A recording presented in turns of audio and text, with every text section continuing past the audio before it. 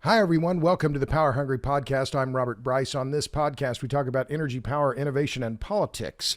And I'm pleased to welcome my guest, Irina Slav. She is an energy writer at oilprice.com and on Substack. She is based in Sofia, Bulgaria. Irina, welcome to the Power Hungry Podcast. Hi, Robert. It's great to see you. So I've been following you for some time, and in fact, some friends of mine, Meredith Angwin and Robert Hargraves, had noticed your writing, and we'd talked about it via email and thought, well, this woman is really sharp, and what's her story? So I want to talk about your background and so on. But first, I'm very interested in, as you are, I know you've been writing about it, what's going on in Europe. Europe just is, it seems on the precipice of total energy disaster. How do you see it? What are the key issues now that you see in Europe broadly in terms of energy supplies? I think everybody knows the story that is in the media, that there is too little natural gas for the needs of European countries. So the prices are soaring and people are beginning to feel a pinch they haven't felt for possibly decades because energy supplies have been secure. But now this is changing, and the official narrative is that it's all because of gas prices.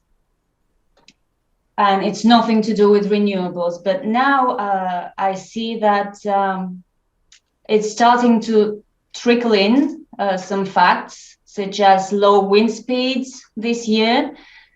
Even two of the biggest wind turbine manufacturers said that their financial results will be affected by low wind speeds. And I don't know if you follow a website called Electricity Map that shows it shows energy production in real time based on source and what percentage each source contributes to a country's supply. And things are very clear there. A couple of weeks ago. That the wind speeds are culpable for a lot of this. I think so. And it's not just me. Sure. And then there's... I think a lot of speculative trading going on in Europe.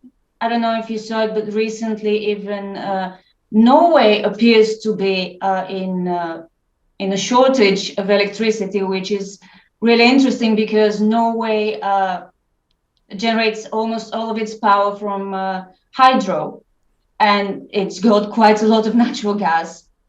But now the Norwegian government is increasing the subsidies for households for electricity, which is weird. Right. Unless they are selling a lot of electricity abroad. Sure. So I started in on the interview, but I neglected to do what I always do at the beginning of these podcasts, and I overlooked it. You need to introduce yourself. That was the part that we skipped over here. I told you before we started recording that guests introduce themselves. So I gave you a brief. I said you're in Sofia, Bulgaria, but if you don't mind, tell me, imagine you've arrived somewhere, you don't know anyone, you got to say a minute to introduce yourself. Please introduce yourself. Absolutely. My pleasure. I'm an energy journalist, and what this means is that I have been writing about oil, gas, renewables, electric cars for 7 years steadily now. I started a while earlier at my last corporate job, and I was covering Russia and the former Soviet Union, but then I left, went the freelance way, and I haven't regretted it. It's an exciting field. It's getting increasingly exciting by the day, it seems. And I love what I'm doing, and I hope I can keep doing it for as long as possible. Well, that's a good summary. So we've talked a bit about Europe, but I was intrigued by something that you wrote on Substack, and this is why I contacted you to be on the podcast. It was just after Christmas. You were being Bulgarian. You wrote about the fact that you grew up during, I'm quoting here, you said, "I grew up during totalitarian times." I only witnessed the late years of the regime, but I recently found a notebook from elementary school where I'd written under the teacher's instruction that, quote, the friendship between Bulgaria and the Soviet Union is like the air for every living creature. Yeah. So this was the question I wanted to put to you after I read that. How does being from Bulgaria and growing up behind what we call the Iron Curtain or in the Soviet, how does that shape your views on what you're writing about now? How does this affect how your journalism? It has actually proved to be really, really useful. And I'll tell you why. I think it's in some of my other posts, I mentioned planned blackouts that we had during the 80s. And the reason for these blackouts was electricity exports for hard currency. That's just an example of a very different perspective from the perspective of people in Western Europe who have had decades of uninterrupted supplies of energy, complete energy security, which we didn't have. We had really cheap electricity and really cheap water. Everything was very cheap as long as it was available. And water and electricity were available. But we had blackouts, for example.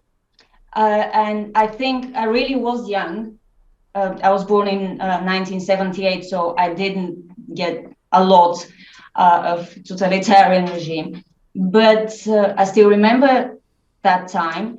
And I think we kind of grew up taking nothing for granted. So you said the first 10 years, 12 years, then this was the Berlin Wall fell in 1990, if I'm remembering, or late 89. 1989, yeah. Yeah, 89. Was our change, yeah. Right. So, but you said something else. This was the part that I wanted to, the part that I thought was particularly interesting that you wrote, and it was directly related to this issue about growing up in Bulgaria in a totalitarian regime. You wrote this, a net zero activist would laugh, perhaps, at this. But the truth is we are being fed the same degree, excuse me, of ideological drivel right now. Well, yes. Only it's about wind and solar and hydrogen being our only hope in the war on emissions. What's worse is that the West won the Cold War thanks in part to its superior propaganda. It is now setting itself and everyone else for a spectacular failure, and we're footing the bill for it. Wow. I mean, that's powerful. I am blunt. Ideological drivel around wind, solar, and hydrogen. Expound on that, please. Oh, sure. Well, I was building on that quote from my school notebook. Right. We were told that the Soviet Union and communism was the best way of life. We were much better than the West, the imperialist West.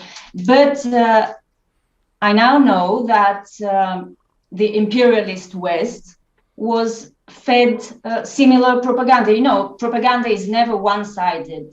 There is ideological messaging on both sides of a conflict, even when it's a cold conflict.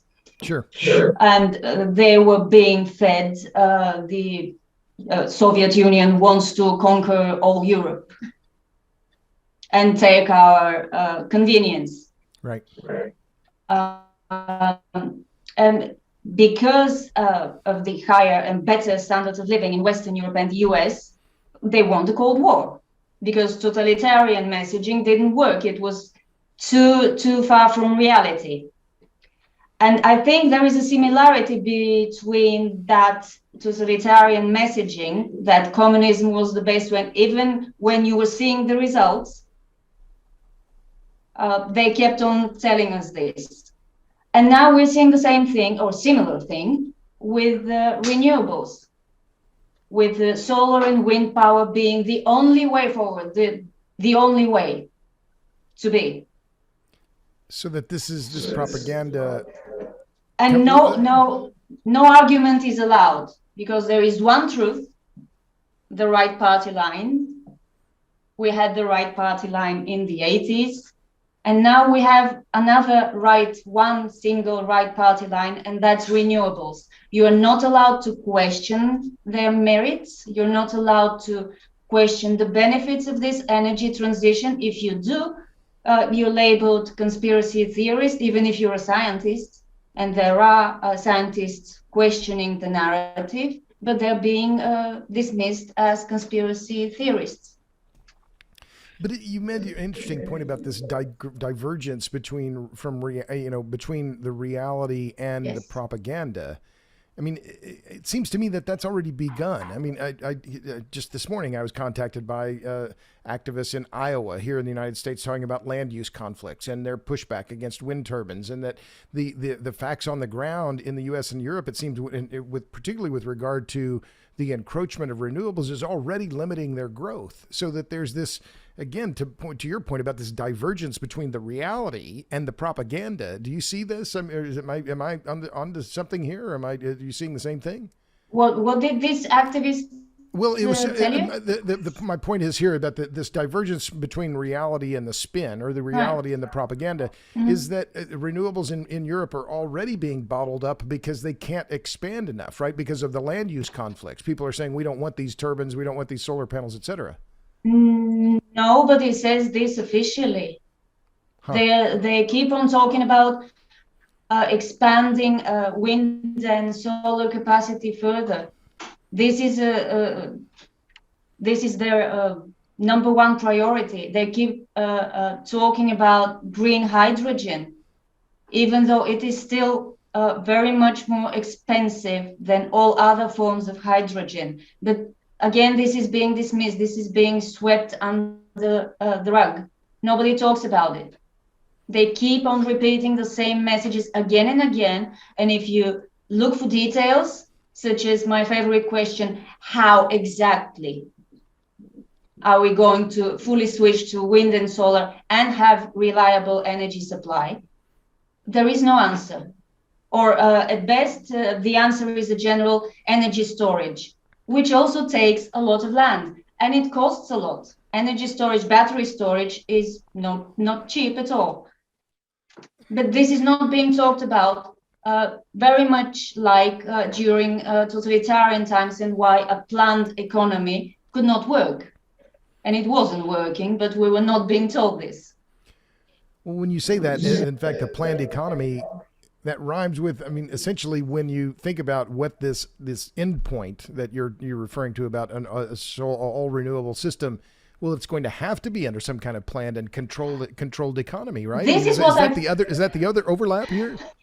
This is what I find really ironic, because the West, the democratic West, as represented by Western Europe and the United States, are moving towards a centralized planned economy, which we had.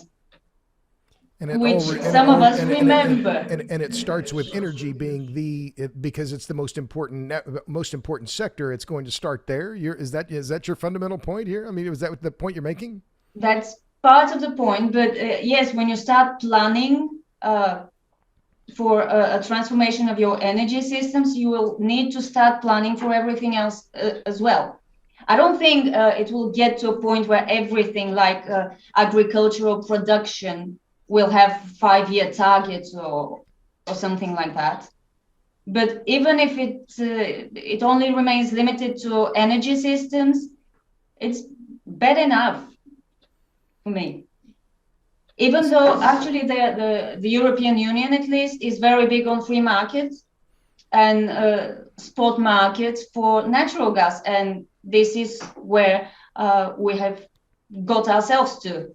We have a very active spot market for natural gas, and what are we seeing? We're seeing soaring prices for households and for businesses. And all of this is going to, and who's going to pay the most for this? Well, consumers, and then governments will pay too, because governments need to compensate businesses and households for these super high utility bills. They can't just let poor people pay what they can't pay. So that's a lot of money for compensation, plus a lot of money for EV tax breaks and tax breaks for renewable energy. So that's to me, this looks like a lot of money being poured into something that is not going to work. So where does this end? That's a really good question, and I'm not sure how to answer it. I wish I had a crystal ball. I think, but I'm a pessimist. I have a generally pessimistic view of the world. It might very well end in disaster, with all of us having to pay a lot more for electricity and not having reliable electricity supply. But I think it would stop, or it will change. Things will change before we get to this point, simply because if you have a population that cannot afford to spend on anything other than food and electricity, you don't really have a working economy. Also, if you have businesses that cannot be competitive with, say, Asian businesses because they can't afford to be competitive, you really don't have a working economy. Well, are we seeing that already? Because it appears that we've seen already the beginning of the deindustrialization of Europe. Aluminum producers shutting down, steel producers, fertilizer producers. I mean, because of high prices both for electricity and for natural gas. Is that what you see, or is it intensifying? I hope it won't get to intensify, but I'm afraid it will. I'm seeing the same thing, and this is really worrying because aluminium is used, across a lot of industries. Not to mention fertilizers. These fertilizers help grow our food. Sure. And if we don't have enough food supply, then what are we doing?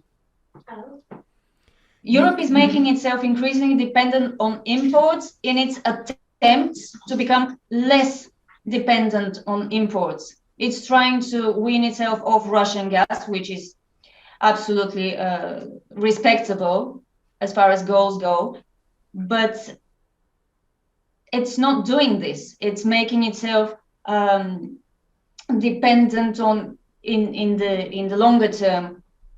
I'm not really being coherent here, but over the longer run, with all the solar and wind capacity, it will need a lot of metals and minerals, and it does not produce metals and minerals. Russia does, which is amusing, kind of. There's a funny moment there. Well, let's talk about that, if I can interrupt, because sure. You have written a lot about the metals and mining issue, and I've had a piece in the Wall Street Journal a few weeks ago talking about this very issue about rare earth elements in China. And I've had other guests on the podcast, Richard Harrington included, talking about this issue of mining. Is it even possible to produce? You cited in several of your pieces the report by the IMF about some 3 billion tons of metals. It's stunning, yes. It's just a staggering amount. Is this even possible in your view? It is possible, but as one person whose name I'd rather not disclose at this point, but he knows about, he's an energy expert. And what he said was that with current mining technology and with falling ore grades, all the emission reduction gains that could be generated through the mining of more metals and minerals for wind and solar and EVs will be eliminated completely by the emissions generated through the process of mining these metals and minerals. So there will be no emission reduction gains, effectively. Well, it seems to me that, this talk, what we talked about earlier about this disparity between the reality and the spin, that's maybe one of the most obvious ones, right? Because it's not just the land use. It's about where are you going to get the steel, the copper, the neodymium, the praseodymium, the cobalt, all of these other things. And at what price as well. Exactly. Yeah, because they will also be getting more expensive because of this rising demand that everybody's forecasting. And investing in the actually all these huge asset managers, car makers, they're spending billions on this expected demand for metals, minerals, EVs, wind turbines, solar panels, and all that.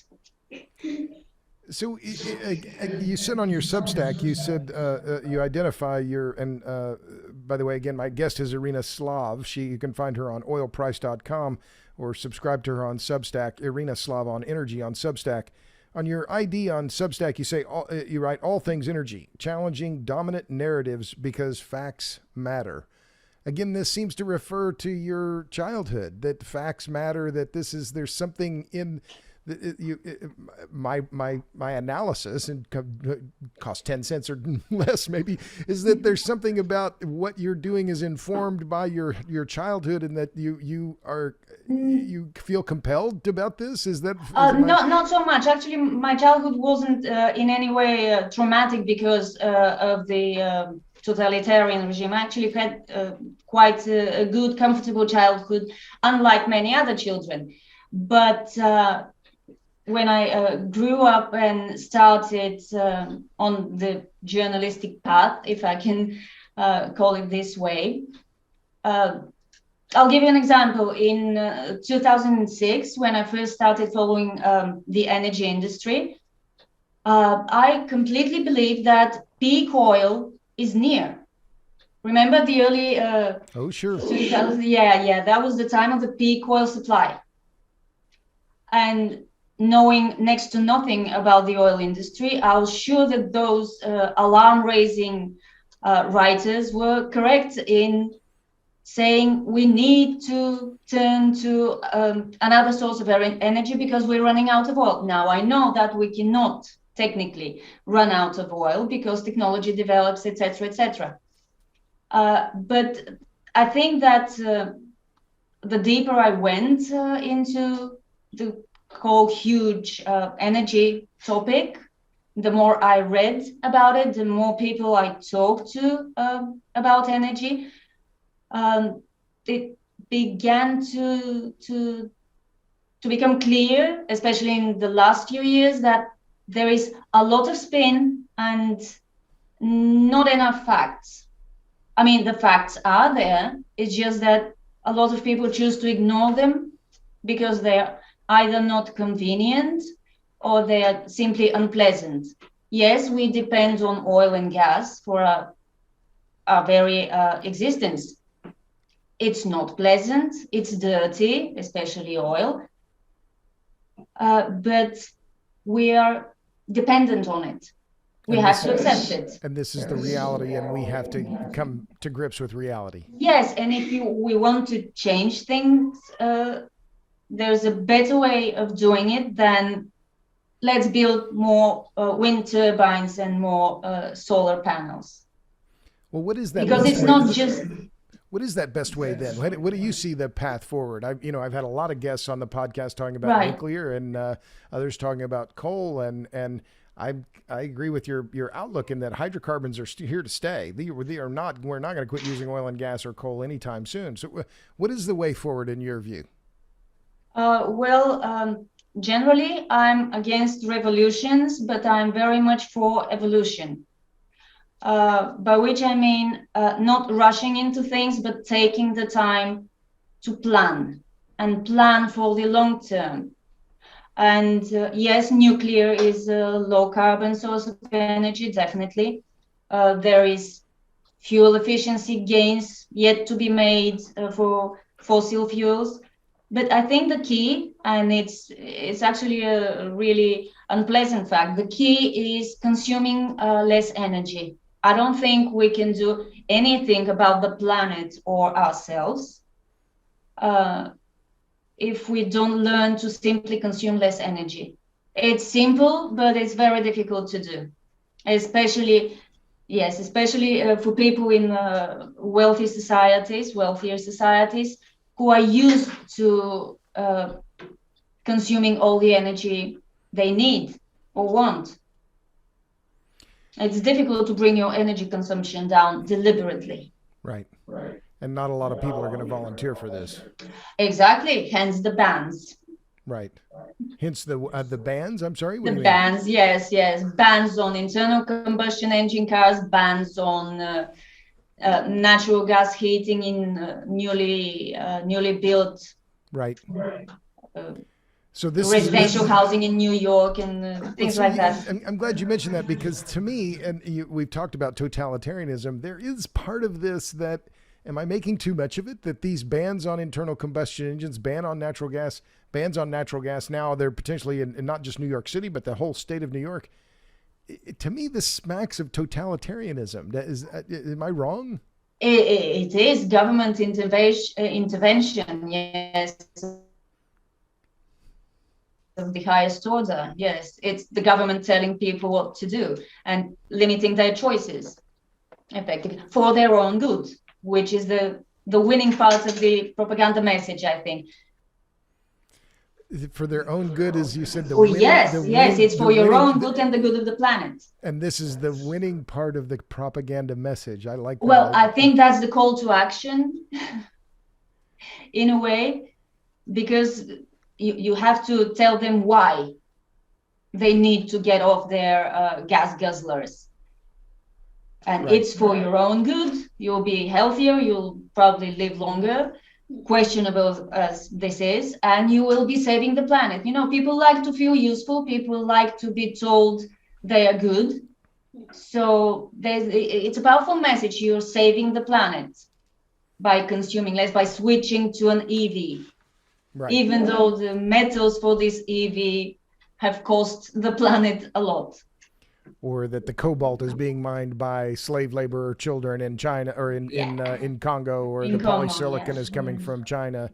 Well, let me ask you about the polysilicon, because you had a piece recently in Oil Price about the efforts to ramp up polysilicon production in China, which is quite remarkable, because China is now under the spotlight in terms of polysilicon from Xinjiang and the use of slave labor there. Are the Chinese trying to move that production out of Xinjiang into other regions? Where specifically are they looking at producing it, or do you know? I really have no idea. I haven't looked into this in that much depth, but thanks for mentioning the ethical aspects, because this is one more irony I see, at least in European Union policies. So they are advertising wind, solar as the solution to our problems, but they also want the materials for these renewable sources and for EV batteries to be mined responsibly and ethically.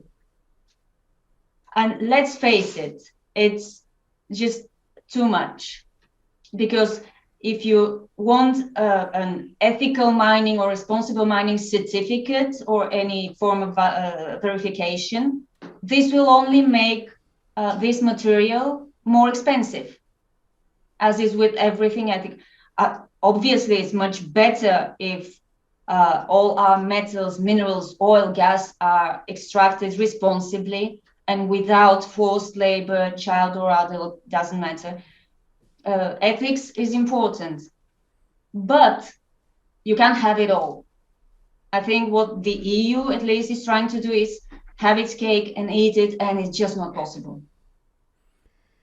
Well, so let's talk about the broader issues around, and frankly, I'll admit my geography is not so good, but Bulgaria is north of Greece, west of Turkey, south of Romania. So you're in a crossroads area, particularly in terms of energy transfer between the Mediterranean, the Aegean, or it's the Black Sea. Forgive me. What do you think about Europe's increasing dependence on Russia? Because, I mean, that's the ultimate. This is continually being debated now in Europe and in the U.S. about Russian gas supplies into the EU. And Gazprom has, over the last several months, slowed down or stopped the flow of gas into Europe. No, that was just one pipeline. Oh, okay. They made too much of that, yes. And I understand why you've remembered it. It's because it was really, really, really covered excessively. No, that's the Yamal pipeline. It just accounts for 1/10 of Russian flows into Europe. No, Russia has long-term contracts, and it's fulfilling its long-term contracts. You can't ask for more. Well, so then contractually. The question I was going to get to was what do you think of Putin and the EU's reliance on gas? Is this just a big mistake on their part strategically? How do you see it? They haven't been able to come up with any viable alternatives to entirely replace Russian gas. And I think that whatever they think of Putin or his human rights record or anything internally Russian, the market says that Russian gas is the cheapest for Europe. If it weren't, if the EU really wanted to reduce its dependence on Russian gas, they would have worked a lot harder to bring in gas from Azerbaijan or from Kazakhstan. Or there are alternatives. Or they would have built a lot more LNG import capacity to take in gas from Qatar and from the United States now. But they're not doing it because instead they are betting on wind and solar.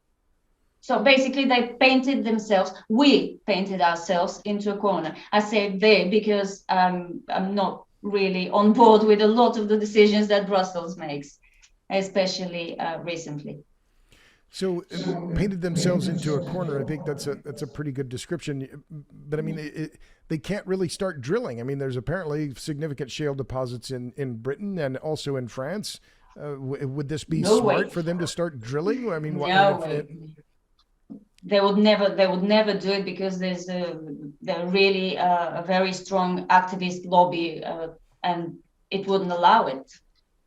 But these are they're reaping what they sowed, basically. That this disaster is the result of their just a bad policy. Is that what you're saying? That's bad planning, bad policy, and this insistence, the current crisis. I think it's closely linked. I'm sorry, there's some renovation works going on in the flat above ours. No I thought they'd be done by 6 o'clock, but they're not. You were saying that the crisis has been years in the making, and now this is the result? It is years in the making, yes. Even Bloomberg wrote about it, and Bloomberg is very much pro renewables. But they were objective enough to write about it. That, yes, it was years in the making. And then this insistence on developing spot markets for natural gas instead of long-term contracts. I completely understand. If you don't want to be dependent on Russia, in this case, for your long-term natural gas supply, you would look for alternatives. But betting big on the spot market was not the best alternative, as we have seen. So we've talked about the mining issues, but I just want to go back to Putin. So and Russia. I mean, is he a trustworthy partner for Europe, or is this? I mean, there's a lot of I would say some of it's propaganda, but also a lot of demonization of Putin in the West and distrust. Is that distrust merited? Well, I don't believe so. Not to the degree we're seeing. After all, the European Union has sanctioned Russia heavily. There's sanctions still in place. There's a huge media and political pressure on Russian information sources because they are labeled propaganda and all this. And yet Russia continues to supply natural gas to Europe. Sometimes I joke that our Putin, I would shut off all the pipelines. Say that again. I'm sorry, I didn't follow you there. I sometimes joke that if it was me, if I were Putin, I would just shut down the pipelines. If you don't want Russian gas, you won't get Russian gas. It really is ridiculous in a sense. That's just a joke, of course. But it's ridiculous because you keep criticizing him, attacking Russia for everything it does. And now the latest with the Ukraine crisis, because crisis is such a buzzword now. And yet then they are complaining that they're not getting as much Russian gas as they want.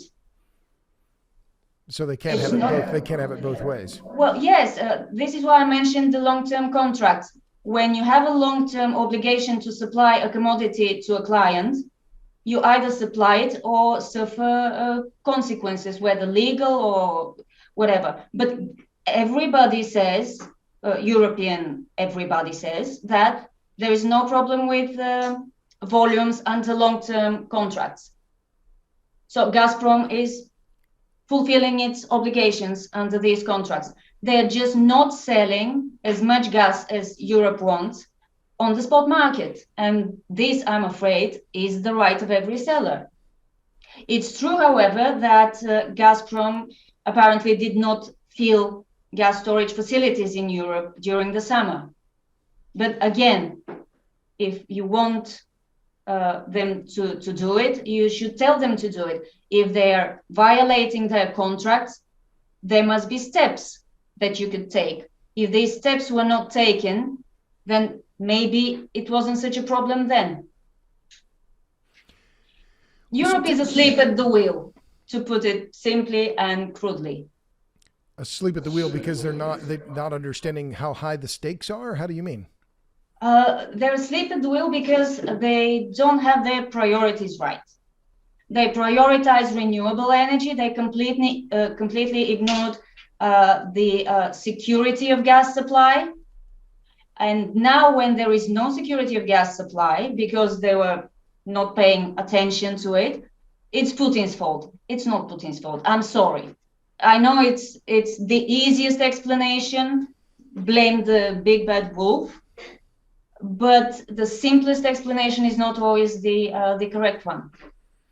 If or the one that people want to hear. Well, yeah. It's always good to have a big bad wolf to blame everything on, but it's not so simple, especially when it comes to energy. So let's talk a little bit, if you don't mind, about I talked about Bulgaria and where you live, and you've seen. I looked it up. In Britannica, between 1947 and 1989, Bulgarian foreign and economic policy followed scrupulously the policies of the Soviet Union. You're behind them, and then you became. I thought I had it here, but it became part of NATO and then part of the EU. I mean, so in your lifetime, this is a remarkable amount of change, is it not? I mean, how do you think about that in terms of Bulgaria and being Bulgarian and what this, the change in your country's allegiance, is that the right word, or your alignment? I mean, yeah. Well, I could be polite about it, and I could be blunt about it. Let me see if I can come up with. I think you prefer blunt, so go ahead with the blunt. Yes, but I really don't want to badmouth my country. But I think, like the European Union, Bulgaria too tends to rush into things, rush into allegiances, because for largely historical reasons, we have been sort of conditioned to always rely on somebody bigger than us, whether it will be the big Russian brother or the big European brother or the big American brother. We seem to be constantly looking for a big brother to help us and save us from ourselves. And it's really difficult for us to be independent in our policies and in our political thinking, which is a problem, because I'll give you an example about nuclear. We closed most of our reactors. We have one nuclear power plant, and we closed most of our reactors under pressure from Europe. Then there were plans to build, they were old, everything dangerous, blah, blah. Then there were plans to build a new nuclear power plant. But the company that started building it was the Russian state nuclear company. And this was a problem with the EU. So the project got frozen, it got shelved, and it still has not been completed. But now we're talking about retiring our coal power plants because European Union requirements. and we have nothing whatsoever to replace them with. It won't happen next year, of course. Well, but do you see where I'm going? We are rushing into things without a thoughtful analysis of what the results without a thoughtful analysis, and we seem to be a little too eager to please the respective big brother of the day. So which is not. So Rosatom was building the nuclear plant, and then that got suspended. I think they put the foundations. I'm not sure. I haven't studied this in detail. I'm just speaking from memory here. Yeah. But yeah, and there were arguments and suggestions that a US firm should build it. I think it was AC, but I may be lying. So I'd rather not go into more detail because I'm not sure about my memories. I remember there was an argument and that the prevailing political climate was that Americans should build this second nuclear plant, but then something happened and it fell through. Basically, it's bad planning, and it's, again, to me, wrong priorities. You prioritize pleasing whoever is your partner at the moment, without thinking about the actual implications of your decisions. But that's not, I don't think that's unique to Bulgaria. So let's talk about that issue of energy security, because I think it's one that's now become very much key for Europe. And you mentioned the possibility of closing the coal plant in Bulgaria, but what's obvious in today is that Europe is turning back to coal, that there's a shortage, in fact, of coal. U.S. Coal consumption last year went up 17%, which is on its own is remarkable, that the United States would see such a big increase. But Germany, even France, is now talking about using more coal.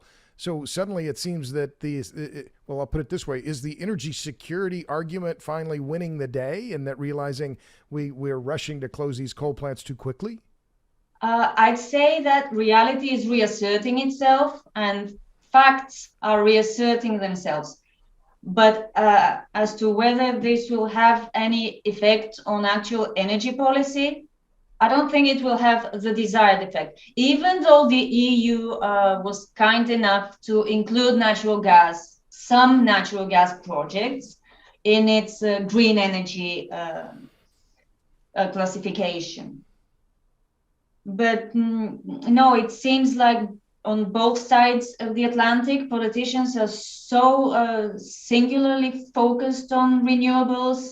It's become very difficult for them to consider any alternatives or any facts, such as the fact that coal consumption is rising when it should be falling. Look at Germany. The new German government just closed half of its remaining nuclear capacity. It's going to close the other half by the end of this year. But it's generating more electricity from coal. And somehow coal is suddenly greener than nuclear. It really doesn't make sense. But you don't think that, well, I see where you're going, or what I think you're saying is that there's so much invested, there's so much policy and momentum behind this renewable fiction that it's just going to continue. And even if it means driving over the cliff and into deindustrialization, massive energy poverty, that this is just going to continue because the ideology is so strong. Is that what I'm hearing you say? I think so, especially when it comes to Germany. To me, it looks like ideology winning over common sense. I have no other explanations. No other explanation, because they cannot have already invested so much in future wind and solar supply that they can't afford to keep their nuclear power going for a while longer, because obviously there is demand for electricity. Sure. But instead they are choosing to close their nuclear power plants, shorten the deadline for closing their coal power plants, and they keep talking about wind and solar. It doesn't make any sort of logical sense. So my only explanation is ideological considerations beating practical considerations. But the price to be paid for this ideology is I mean, it's staggering what the ultimate cost could be here in terms of human costs and industry lost, et cetera. And you said earlier you're a pessimist. I call myself an incurable optimist, but That's great. But That's a good thing to be. Isn't that cute? You're No. It's a better way to be. I mean, being a pessimist is depressing, but if you're an optimist, it's good. But I'll tell you, what you're saying though, it does make me more pessimistic, because it seems that the reality is not winning the day, is what I hear you say, is that the reality of this energy crisis, this energy security crisis. And to me, the most fundamental bit about it, and I wrote it last year when I was hit with a blackout here in Austin, Texas. I mean, we're one of the most energy rich provinces in the world, and we're having blackouts. The big freeze. How can this possibly happen? Well, I wrote energy security. The most fundamental bit about it is making sure you don't freeze to death in the winter. And now Europe is looking at a possibility of where if the gas runs out, you could have people freezing to death in the winter because of the lack of basic energy security. But so you don't think Macron and Boris Johnson are really getting the memo here, that they're understanding that they have to change course? Oh, Macron is fine. France has a lot of nuclear energy. It was really unfortunate for them that they had to close these reactors now, but that was just an unfortunate circumstance. France has done its homework. France is a lot greener than the UK, right, because of its nuclear energy. As for the UK, I'm afraid they're on a collision course with reality, because they don't really have the alternative. Both of their biggest political parties are all about climate change emergency, and this being the most important thing in the world ever, even as more and more Britons are slipping below the poverty level. This is unbelievable. I was amazed when I read it in British media that there are over 1 million children, I think, living in poverty in one of the wealthiest European countries, one of the most developed economies in the world. It's a paradox. I'm not blaming wind power for this. I want to make this clear. Of course not. I'm blaming this on getting your priorities mixed up, which is the case with much of Europe, if not most of Europe. Irina, I've noticed in doing a bit of research that you don't just write about the energy business. You've also published a fiction book, The Dreamer, which is, I gather, is a sci-fi thriller. So it looks like you write all the time. Is this your other part of your job is doing other fiction writing? Tell me about that. Yeah. Well, writing is the one thing I can do reasonably well, and I'm an avid reader. I have been all my life, and I just started writing at one point. It's really nothing excited about it in terms of a story or something. I just had a lot of ideas, and I started putting them on paper, figuratively. So you've written one book or two books? Tell me about your fiction writing. Well, I've completed, I think, about 4 manuscripts. I have self-published 2 books, and The Dreamer is my first traditionally published novel. I've also got half a dozen short stories published in different anthologies, horror mostly. Yeah. So I'm talking again with Irina Slav. She is an energy writer. You can find her on oilprice.com and on Substack, on Irina Slav on energy on Substack.